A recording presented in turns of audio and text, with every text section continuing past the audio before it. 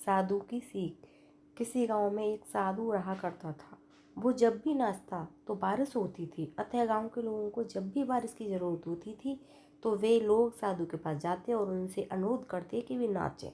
और जब वो नाचने लगता तो बारिश जरूर होती थी। कुछ दिनों बाद 4 लड़के शहर से गांव घूमने आए। जब उन्हें यह बात मालूम हुई कि साधु के नाचने से बारिश होती है तो उन्हें यकीन नहीं हुआ। शहरी पढ़ाई लिखाई के घमंड में उन्होंने गाँव वालों को चुनौती दी कि हम भी नाचेंगे तो बारिश होगी, और अगर हमारे नाचने से न हुई तो उस साधु के नाचने से भी नहीं होगी। फिर क्या था, अगले ही दिन सुबह सुबह ही गांव वाले उन लड़कों को लेकर साधु की कुटिया पर पहुंचे। साधु को सारी बात बताई गई। फिर लड़कों ने नाचना शुरू किया। आधे घंटे भी पहला लड़का थक कर बैठ गया पर बादल नहीं दिखे। कुछ देर में दूसरे ने भी यही किया और 1 घंटा बीतते बीतते बाकी दोनों लड़के भी थक कर बैठ गए पर बारिश नहीं हुई। अब साधु की बारी थी, उसने नाचना शुरू किया। 1 घंटा बीता, बारिश नहीं हुई, साधु नाचता रहा। 2 घंटा बीता, बारिश नहीं हुई पर साधु तो रुकने का नाम नहीं ले रहा था।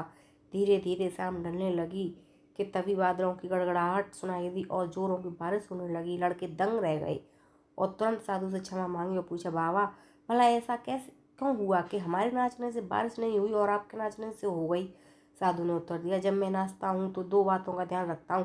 पहली बात, मैं ये सोचता हूँ कि अगर मैं नाचूंगा तो बारिश को होना ही पड़ेगा, और दूसरी ये कि मैं तब तक नाचूंगा जब तक कि बारिश न हो जाए।